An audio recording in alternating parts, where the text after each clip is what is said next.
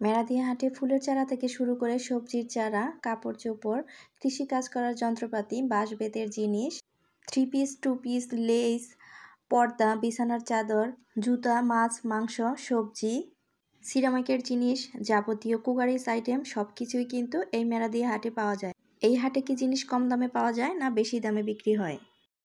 Hello everyone, আসসালামু আলাইকুম। Welcome to Mira and daughter. আশা করি যে যেখান থেকে দেখছেন সুস্থ এবং ভালো আছেন। আলহামদুলিল্লাহ আমরা ভালো আছি। আমার নতুন আরেকটি ভিডিওতে সবাইকে ওয়েলকাম করছি। প্রথমে কিন্তু এখানে কিছু ফ্রোজেন আইটেম দেখাচ্ছি। এটা কিন্তু আমার বিজনেসের ফ্রোজেন আইটেমগুলো, কিছু অর্ডার ছিল, তো সেগুলোই ঠিকঠাক করছিলাম। ভিডিওর এই অংশটুকু কিন্তু রাত্রেবেলায় ছিল, কারণ যেহেতু দিনে আমি রুবামাকে নিয়ে স্কুলে দৌড়াদৌড়ি করি, রান্না বাড়ার কাজ থাকে, তো সেক্ষেত্রে আমার বিজনেসের কাজগুলো দেখা যায় রাত্রিতেই আমাকে করতে হয়, তা না হলে ওভাবে আমি সময় করে উঠতে পারি না। তো রাত্রি হলে দেখা যায় রুবামার বাবা আমাকে একটু হেল্প করতে পারে। বিজনেস ছোট হোক বা বড় হোক, আসলে একার পক্ষে কিন্তু কোনো কাজই করা সম্ভব না। এখানে যদি সাপোর্ট দেওয়ার মতো কেউ না থাকে, তাহলে কিন্তু সেক্ষেত্রে একজন নারী একটা কাজ নিয়ে আগাতে পারে না। বিশেষ করে আমরা যারা গৃহিণী আছি, আমাদের যাদের বাচ্চা আছে, স্কুলে নিয়ে দৌড়াদৌড়ি করতে হয়, আমাদের ক্ষেত্রে তো একদমই অসম্ভব। যদি সাপোর্ট দেওয়ার লোক না থাকে, তাহলে কিন্তু ওভাবে আমরা এই ছোটোখাটো যাই বিজনেস করি, সেটা কিন্তু আসলে ওভাবে একার পক্ষে করা সম্ভব না। আর এখানে আমার ছিল 20 piece chicken roll, 20 piece chicken পুলি, 400 গ্রাম চিকেন ফিঙ্গার, আর এখানে একটা কম্বো ছিল, 6টা চিকেন পুলি ছিল, 2টা চিকেন রোল ছিল।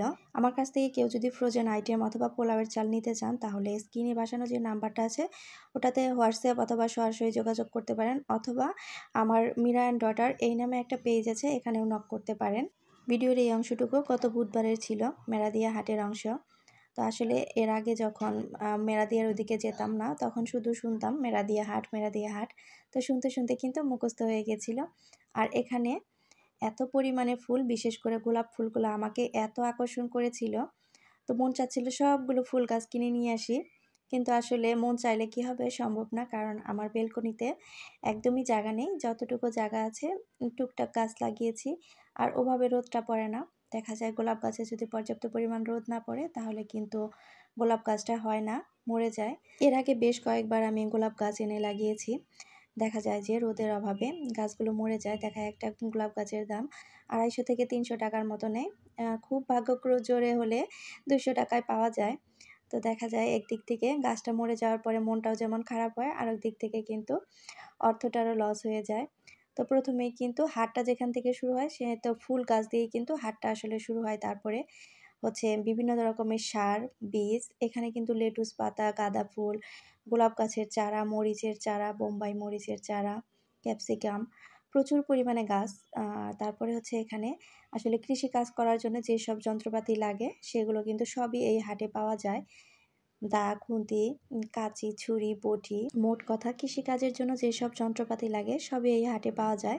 তো এই হাটটাতে ঢুকলে কিন্তু গ্রামের যে একটা ভাব, সেটা কিন্তু পাওয়া যায়। তো অনেক ভালো লাগে। রুবামার স্কুলটা যেহেতু এই হাটের আশেপাশেই, খুব একটা বেশি দূরে না, তো সেই সূত্র ধরেই কিন্তু এই হাটে আসা। আগে কিন্তু অনেকবার এই হাটের নাম শুনেছি, কখনো আসা হয়নি। তো এখানে এই যে বিভিন্ন রকম সবজির চারা আছে, কিন্তু মরিচের চারা, বেগুনের চারা, টমেটো চারা। তো আমি কিন্তু এখানে এই যে পটলের যে চারা আছে, ওগুলো দামাদামি করছিলাম এই চাচার কাছে। তো এই চাচা এক একটা চারার দাম চাচ্ছিল 30 টাকা। আমি 2টা মিলে বলেছিলাম 30 টাকা। তো উনি আমাকে বলেছিল 3টা 50 টাকা দিবে। তো আমার মনে হচ্ছিল যে আসলে বেশি দাম হয়ে যায়, যার কারণে আমি আর আনিনি। 2টা বলেছিলাম 30 টাকা, তো 2টা 30 টাকা হলে আনতাম। আমি যেহেতু গ্রামের মেয়ে, সব জিনিসই কম বেশি চিনি, এবং কি দামটা কম বেশি এটাও কিন্তু বুঝতে পারি। তো যার কারণে একটু দামাদামি করি। এখানে দেখেন অনেক রকমের গোলাপ ফুল ছিল। তো ফুলগুলো আমাকে বারবারই শুধু মানে আকর্ষণ করছিল। আর আমি যে ভাবিদের সাথে গিয়েছিলাম, ভাবিদেরকে বলতেছিলাম যে ফুলগুলো কিন্তু আমাকে ডাকছে। বলছে যে, "মীরা আয় আমার কাছে আয়, আমাকে নিয়ে যা।" এরকম। তো ভাবিরা কিন্তু খুব হাসছিল। আর এই পাশে যে দেখেন বাঁশের যাবতীয় যত জিনিস আছে, এখানে কিন্তু এই হাটে কিন্তু পাওয়া যায়। ঝাঁঝরি বলেন, চালনি বলেন, ছোট কুলা, মানে সবকিছুই, ঝাড়ু-টাড়ু সবকিছুই পাওয়া যায়। তো এই জিনিসটা সবচেয়ে আমার কাছে বেশি ভালো লেগেছে। হাটে এই যে বাঁশের যে জিনিসগুলো পাওয়া যায়, এখানেও কিন্তু এই যে একটা কৃষিকাজের যে যন্ত্রপাতি, সেগুলো নিয়ে বসেছে। আর এখানে কিন্তু এই যে বিভিন্ন রকম সবজির বীজ আছে, তারপরে কিন্তু সার আছে। এখানে কম্পোস্ট সার, রাসায়নিক সার, সকল প্রকার সার আছে। তারপরে কিন্তু একটা এখানে চাচা বসেছে, এখানেও কিন্তু বিভিন্ন রকম সবজির চারা নিয়ে বসেছে, বেগুনের চারা, টমেটো চারা, মরিচের চারা। আসলে গাছটার অংশটাই বেশি। এই পাশে রাস্তার দুই পাশে বসে, মানে হাটটা শুরু হয় রাস্তা থেকে, মেইন রাস্তা থেকে। মেইন রাস্তার দুই পাশে এরকম গাছ, বীজ এগুলো নিয়ে বসে। আর ভিতরের যে মেইন হাটটা, ওখানে কাপড় চোপড়, মাছ, মুরগি, মাংস এসব নিয়ে বসে। রাস্তার দুধারে এরকম খোলা জায়গায় কিন্তু এরা এই যে বিভিন্ন রকম জিনিস নিয়ে বসেছে। এখানে কিন্তু সরিষা ভাঙিয়ে তেল বিক্রি করা হচ্ছিল। পাশে কিন্তু জুতা নিয়ে বসেছিল। তো এখানে ভাবিরা জুতা দেখছিল, আমি আবার জুতা টুতা দেখিনি। তো তারপরে কিন্তু আস্তে আস্তে রাস্তা ধরে কিন্তু আমরা ভিতরের দিকে যাচ্ছিলাম, হাটের ভিতরের দিকে। পুরো হাটটা ঘুরে যে ভিডিও করব সেটা করার সাহস আসলে আমার হয়নি, কারণ এই হাটে নাকি অনেক চুরি হয়, ফোন চুরি হয়, ব্যাগ চুরি হয়ে যায়, টাকা চুরি হয়ে যায়। যার কারণে ফুল যে হাটের ভিতরে ঢুকে ভিডিও করা সেটা আমি করিনি, কারণ ফুল হাটের ভিতরে ঢুকে ভিডিও করতে গেলে অনেক লোকের সমাগম আছে ওখানে। তো হঠাৎ বলা যায় না দুর্ঘটনার কথা কখন কি হয়। যেহেতু আমরা মহিলা মানুষ শুধু কয়েকজন গিয়েছি, সাথে কোনো পুরুষ মানুষ নেই, যার কারণে কিন্তু আমি হাটে ঢুকে আবার ভিডিও করিনি। তো এখানে কিন্তু ওয়ালমেট বিক্রি হচ্ছিল, পানির পট। আর এই যে এখান থেকেই কিন্তু আসলে মেইন হাটটা শুরু হয়েছে। আমরা যখন হাটের ভিতরে ঢুকতেছিলাম তখন কিন্তু এদিক দিয়ে দোকানগুলো বসতেছিল, ফুল বসা শুরু হয়নি, কারণ 9:30 বাজে। তখন 9:30টার সময় দেখা যাচ্ছে সবাই এনে যার যার মতো গাটি বস্কা নিয়ে বসতেছে। তো মাছ আর মুরগি মাংসর বাজারে কিন্তু প্রচুর পরিমাণ লোক। ওখানে গিয়েছিলাম কিন্তু আমি ভিডিও করিনি, ওই যে বললাম ভয়ের কারণে ভিডিও করিনি। ওখানে কিন্তু প্রচুর পরিমাণে মানুষ, কারণ মাছ, মাংস, শাকসবজি এগুলো তো সকাল থেকেই কেনা শুরু হয়। আর কাপড় চোপড়, অন্যান্য জিনিসপত্র এগুলো একটু দেরিতে হলেও শুরু হয়। আর এখানে কিন্তু এই যে 3 পিস না 2 পিস বিক্রি করছিল 400 টাকা করে। মোটামুটি মেরাদিয়া হাটে সব কিছুই পাওয়া যায়। তো কিন্তু আমার কাছে মনে হয়েছে একটু দামটা বেশি চায় ওরা, কারণ আমি যেহেতু বাজার করি আমার এখানে, তো এখানে যে দামটা ওখান থেকে মনে হয় তার থেকে মনে হয় মেরাদিয়া হাটে 10-20 টাকা বেশি চায় বা বেশি নেয়। আমি ঘুরে যা বুঝেছি, কিন্তু মোটামুটি সব জিনিসই পাওয়া যায়, বিশেষ করে মাছ, সবজি এগুলো খুবই ফ্রেশ। আর এখানে কিন্তু থান কাপড় বিক্রি করছিল এক কালারের, পেটিকোট আর সালোয়ারের জন্য যে কাপড়গুলো ব্লাউজের, সেগুলো কিন্তু বিক্রি হচ্ছিল। আর এখানে যে প্রিন্টের কাপড়গুলো বিক্রি হচ্ছিল। তো আমার সাথে যে ভাবিরা গিয়েছিল ওনারা কিন্তু দেখছিল। এখানেও কিন্তু এক খালা এই যে 3 পিস বিক্রি করছিল, 3 পিস না সরি 2 পিস। তো জামার সাথে ওড়নাটা গিট্টো দিচ্ছিল। তো তখন আমি জিজ্ঞেস করছিলাম, ভাঁজ খুলে এভাবে গিট্টো দিচ্ছেন কেন? তখন ওই আন্টিটা বলেছিল এখান থেকে চুরি হয়ে যায় 3 পিস, যার কারণে এভাবে গিট্টো দিয়ে রাখে একটার সাথে আরেকটা। তো 3 পিস না সরি 2 পিসগুলো দেখতে মাশাআল্লাহ মোটামুটি ভালো ছিল, কাপড়ের কোয়ালিটিও ভালো ছিল। এগুলো কিন্তু 400 টাকা করে চাচ্ছিল। এপাশে কিন্তু এই যে ব্যাগের কালেকশন নিয়ে বসেছে এক ভাই, 2টা ভাবি এখানে ব্যাগ দেখছিল আর দামাদামি করছিল। তো তারপরে কিন্তু মেরাদিয়া হাট থেকে এসে রুবামাকে স্কুল থেকে নিয়ে বাসায় চলে এসেছি। আর মেরাদিয়া হাট থেকে কি কি কিনে নিয়ে আসলাম রোজা উপলক্ষে সেগুলো দেখাচ্ছি। এখানে এই যে ছোট্ট কিউট একটা চালনি বলে আমাদের এলাকাতে, এটাকে কিন্তু চালনি বলে। তো 2 ধরনের চালনি কিনে নিয়েছি।